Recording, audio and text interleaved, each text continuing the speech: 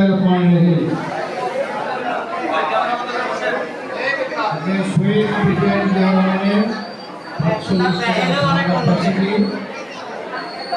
উপস্থিত ফরিদগঞ্জের বিভিন্ন পর্যায়ের নেতৃবৃন্দ, অনেক নেতৃবৃন্দ আছেন আমাদের, সামনে আছেন, ডানে আছেন, বামে আছেন, মহিলা নেত্রী আছেন, যুবদল, ছাত্রদল, স্বেচ্ছাসেবক দল, ওলামা দল এবং মূল দল, পৌর বিএনপি, উপজেলা বিএনপি সবাই উপস্থিত আছেন। সবাইকে আমি আন্তরিক ধন্যবাদ ও অভিনন্দন জানাচ্ছি। আসলে আমাদের শহীদ প্রেসিডেন্ট জিয়া রহমানের কথা বললে এখানে আপনারা যারা বক্তৃতা দিতে চান, আসলে এত লোকরা বক্তৃতা দিতে পারে না।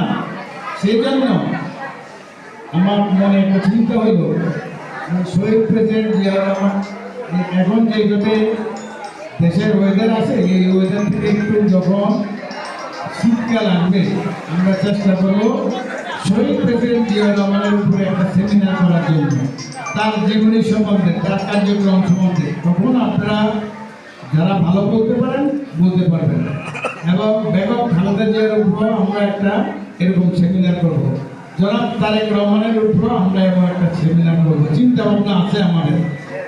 আমার মনে হয় তাহলে আমরা ওনাদের জীবনীগুলো সুন্দরভাবে জানতে পারলে, আমরা চর্চা করতে পারলে, আমরা রাজনীতিতে আরো ভালো কিছু করতে পারবো।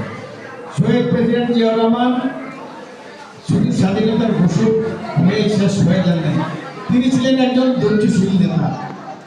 যত প্রথম উন্নয়নের কাজগুলোই উনি করতেন।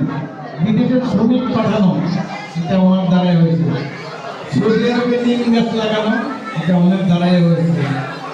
বিদেশের সাথে আমাদের এত পরিচিতি করছে শহীদ প্রেসিডেন্ট জিয়া রহমান। আপনারা দেখছেন একসময় ইরান যুদ্ধ লাগছিল, আমার খেয়াল আছে।